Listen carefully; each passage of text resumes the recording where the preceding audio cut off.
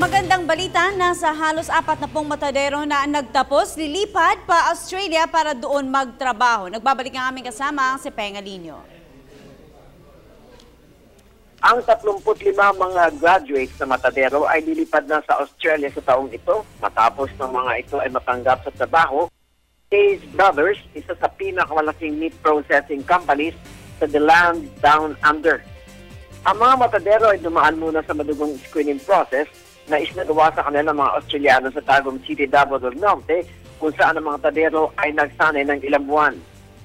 28 sa mga matadero ay mula sa Tagum City, ang iba sa Davao City, Itapawan, Vigo City, Cotabato City, at mula sa munisipalidad ng Pantukan sa Compostela Valley Province, kung saan ang mahigit pa sa 200 na hindi nakasama dahil bumagsak sa eksaminasyon.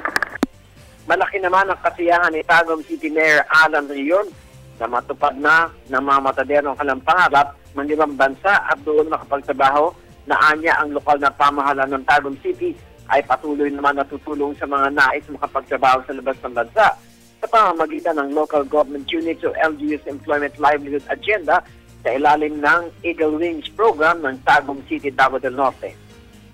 Ang mga bagong matadero ay mga graduate skills training program on a slaughtering operation na inorganisa ng lokal na pamahalaan ng Tagum City sa pamamagitan ng Public Employment Services Office of PESO sa Tagum City at Veterinary Office.